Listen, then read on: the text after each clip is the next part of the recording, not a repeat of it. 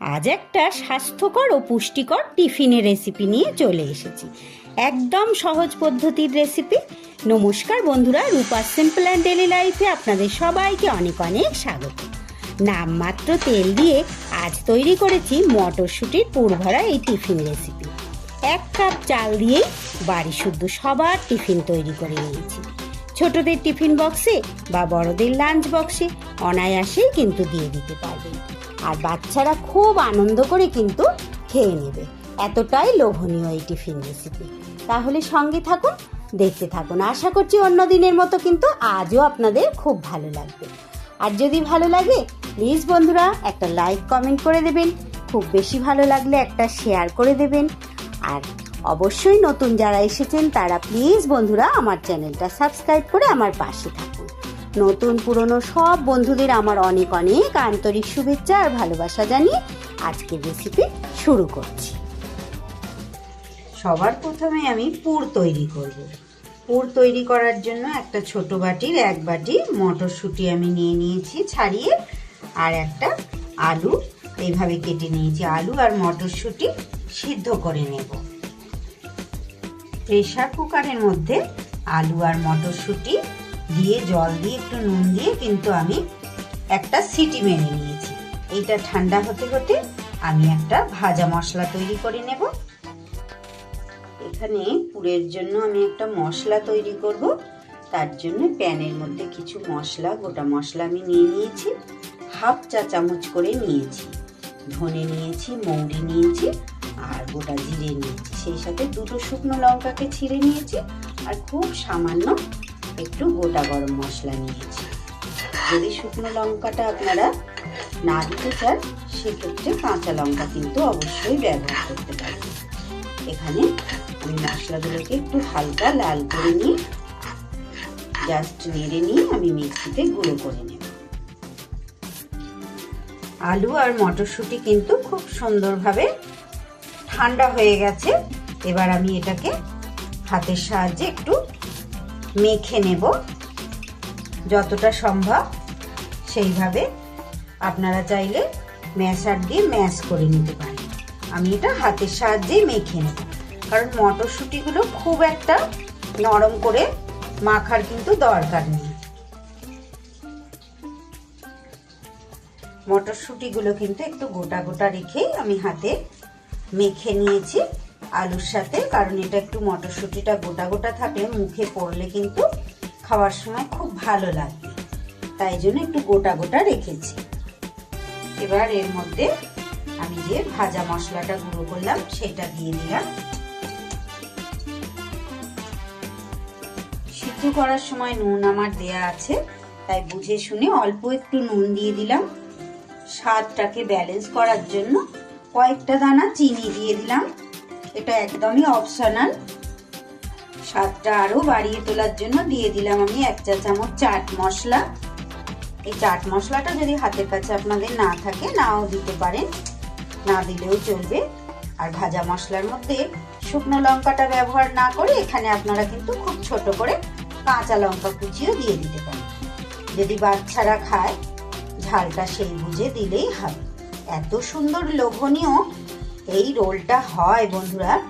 মটরশুঁটির তো অনেক রকমই রেসিপি আপনারা খেয়েছেন, একবার এইভাবে যে কোনো টিফিন টাইমে আপনারা কিন্তু তৈরি করে খেয়ে দেখতে পারেন। বাচ্চাদের টিফিন বক্সে বা বড়দের লাঞ্চ বক্সেও কিন্তু অনায়াসে দিয়ে দিতে পারেন। পুর কিন্তু আমার পুরোপুরি রেডি হয়ে গেল। পুর তৈরি করতে করতেই যেন আমার জিভে জল এসে যাচ্ছে। পুরটা এত টেস্টি হয় যে কি বলবো, কিছুই দিলাম না, দেখলেন তো, কিন্তু এত স্বাদ হয় এইভাবে পুরটা তৈরি করলে। পুর আমার রেডি হয়ে গেছে। এখানে আমি ছোট কাপের 1 কাপ গোবিন্দভোগ চাল আধা ঘন্টা আমি কিন্তু ভিজিয়ে রেখেছিলাম। খুব ভালো করে ধুয়ে জল দিয়ে ভিজিয়ে রেখেছিলাম। জল থেকে ছেঁকে তুলে নিয়েছি। এবার আমি এটা মিক্সির বাটিতে নিয়ে নিলাম। মশলা পেস্ট করেছি, গুঁড়ো করেছিলাম যে ভাজা মশলা, সেই মিক্সির বাটির মধ্যে কিন্তু আমি চালটা নিয়ে নিলাম। যেহেতু গোবিন্দভোগ চাল খুব তাড়াতাড়ি ভিজে যায় খুব অল্প সময়ে, তাই আমি এখানে গোবিন্দভোগ চাল ব্যবহার করেছি। আর গোবিন্দভোগ চালের স্বাদ তো একটু অন্যরকম আছে, এর জায়গায় আপনারা কিন্তু যে কোনো চালই নিতে পারেন, আতপ চাল বলুন বা সিদ্ধ চাল, যে কোনো চালই, সেক্ষেত্রে একটু সময়টা কম বেশি লাগবে ভিজতে। এবার আমি ওর মধ্যে একটু জল দিয়ে দিলাম, দিয়ে দেখুন মিহি পেস্ট একটা তৈরি করে নিয়ে চলে এসেছি। এবার একটা বাটির মধ্যে আমি ওই চাল বাটাটা নিয়ে নিলাম, কাচিয়ে ভালো করে মিক্সির বাটিটা ধুয়ে আমি কিন্তু একটু জল ওর মধ্যে অ্যাড করে দিলাম, আর দিয়ে দিলাম আমি 2 টেবিল চামচ ময়দা। 2 টেবিল চামচ দিলেই হবে, 1 কাপ চালের জন্য। বেশি ময়দা দিলে আবার খেতে ভালো লাগবে না।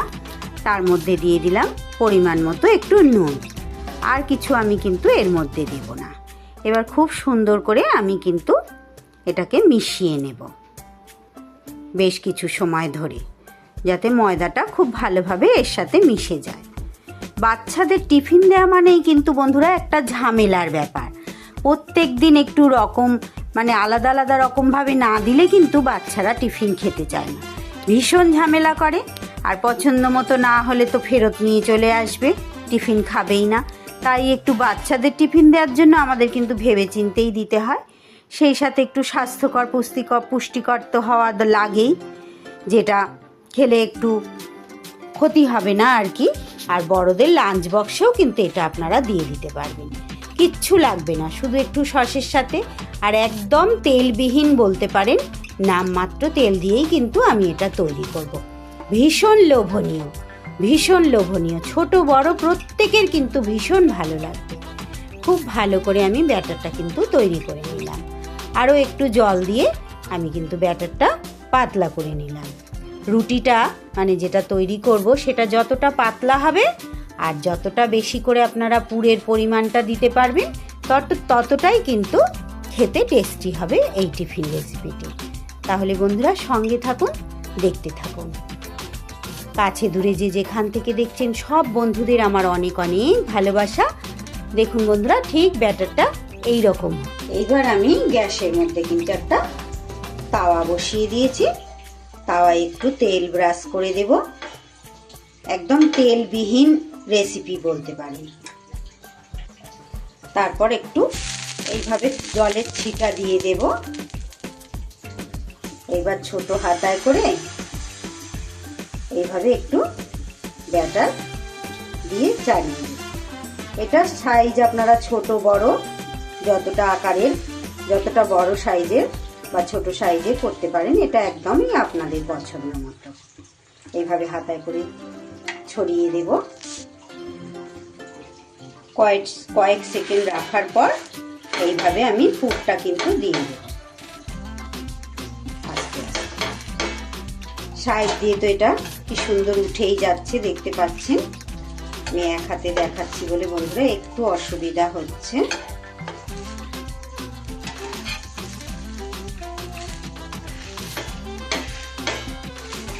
এইভাবে যে কোনো এক পাশ থেকে এইভাবে উল্টিয়ে দিলেই কিন্তু হবে।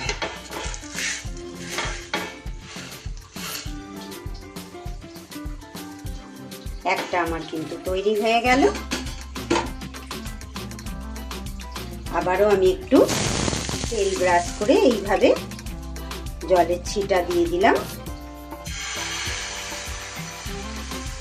একদম তেলবিহীন একটা রেসিপি।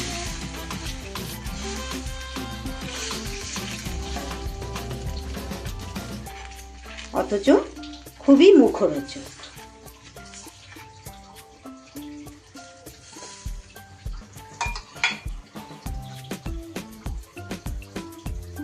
আবারও এইভাবে সাইড থেকে পুরটা দিয়ে দেব।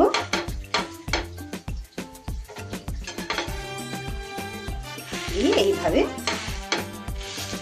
চেপে দিতে হবে। এপিট ওপিট করে খুব ভালো করে সেঁকে নিলেই কিন্তু হয়ে যাবে। এইভাবে সবগুলো আমি তৈরি করে নেব এক এক করে।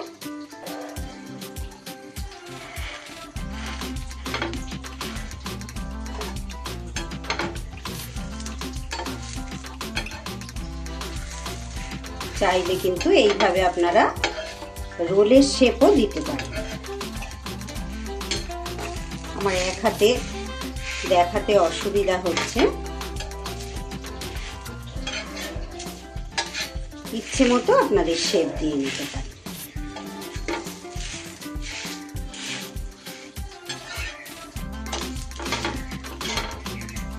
এক কটা কিন্তু এক এক করে আমার ভাজা হয়ে গেছে। দেখুন বন্ধুরা, আমি এখানে সসের সাথে পরিবেশন করে দিয়েছি। একদম নামমাত্র তেলে মাত্র 1 কাপ চাল গুঁড়ো বা চাল বাটা ব্যবহার করে বাড়ি শুদ্ধ সবার জন্য কিন্তু এইভাবে টিফিন রেসিপি তৈরি করে নিলাম কত সহজেই। তাহলে আজকে রেসিপি কেমন লাগলো বন্ধুরা? আশা করছি অন্য দিনের মতো ভালো লেগেছে। এতটা সময় জুড়ে থাকার জন্য সব বন্ধুদের অনেক অনেক শুভেচ্ছা, ভালোবাসা, অনেক অনেক শুভকামনা। আমার আজকের রেসিপি তাহলে এখানেই শেষ করছি বন্ধুরা। যদি ভালো লাগে একটা লাইক কমেন্ট করে দেবেন বন্ধুরা, খুব বেশি ভালো লাগলে একটা শেয়ার করে দেবেন। তাহলে আজ আসি, আবার ফিরে আসছি আগামী দিন এমনই সুন্দর কোনো রেসিপির সাথে। ততক্ষণ আপনারা সবাই খুব ভালো থাকুন, সুস্থ থাকুন।